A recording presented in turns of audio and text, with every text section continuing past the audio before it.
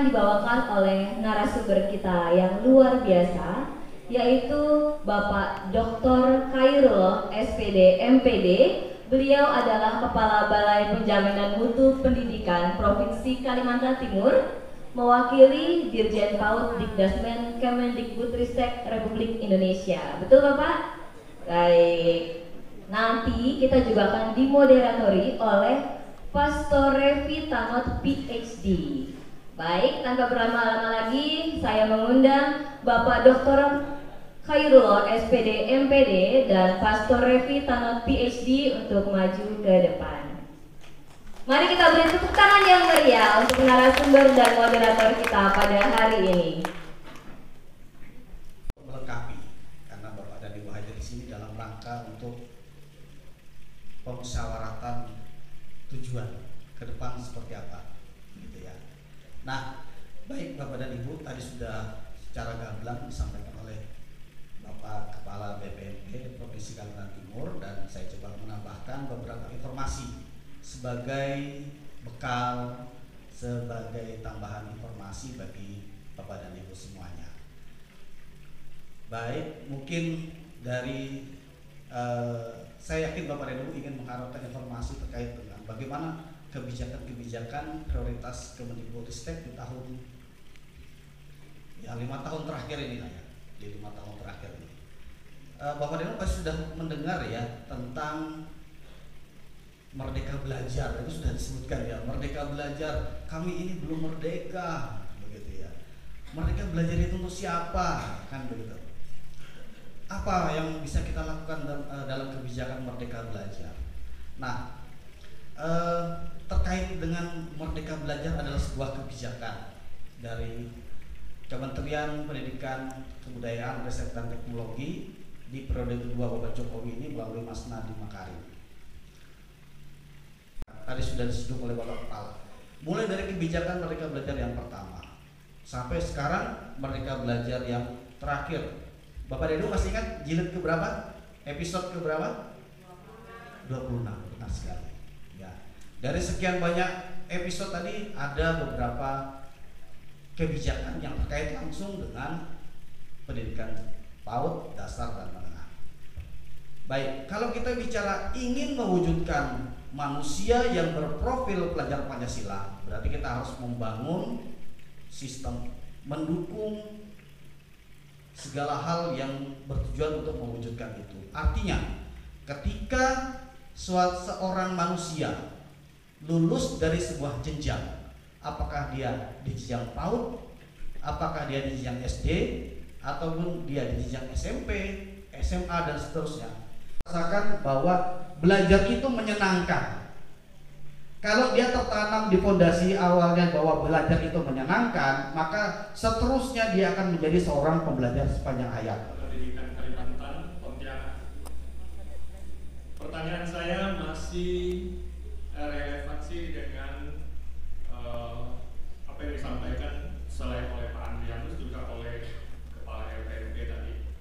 Kita ada relevansi dengan tema pertemuan kita, berbenah di tengah arus perubahan.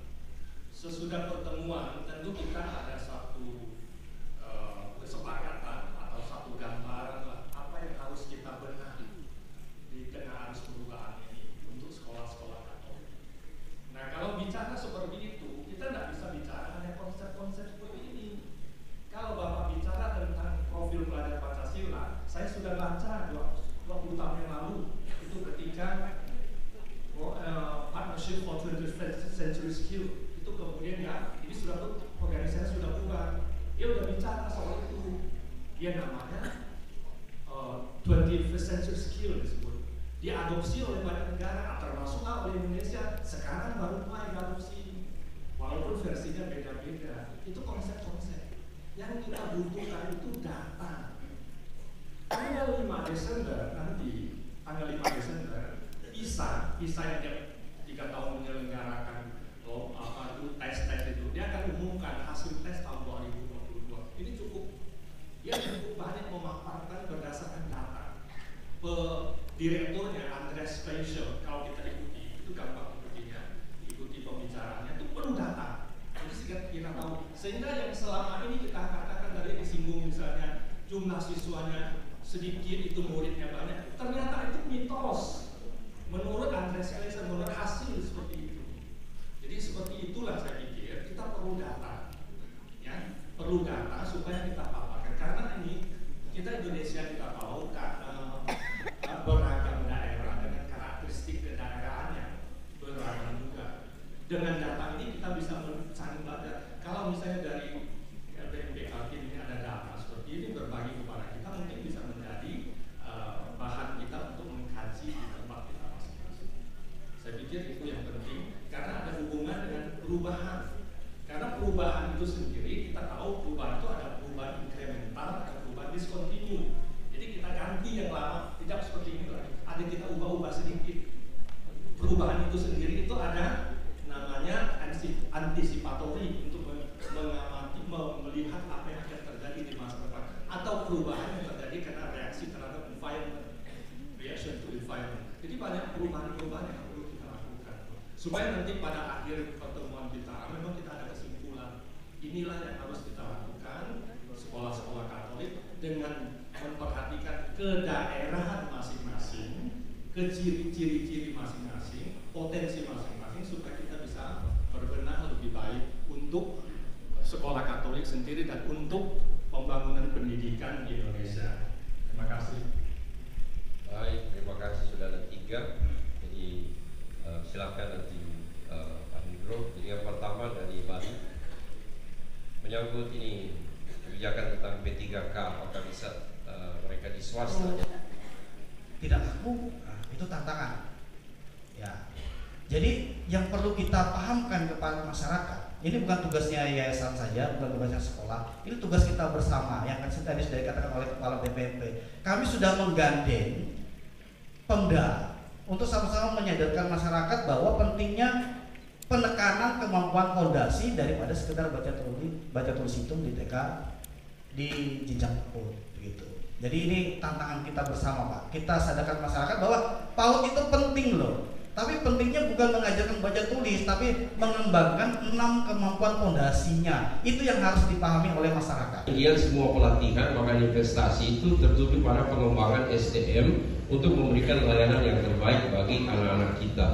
Lalu kemudian diingatkan melalui materi ini bahwa kurikulum merdeka itu hanya salah satu strategi dalam rangka untuk mencapai tujuan pendidikan nasional, bukan satu-satunya. Dan tadi Pak Khairul sudah mengingatkan kita bahwa sebagai sekolah swasta kita tentu bisa menambah dan bahkan wajib untuk kurikulum nasional dengan nilai-nilai kita, itu nilai-nilai pendidikan Katolik, sehingga kita tetap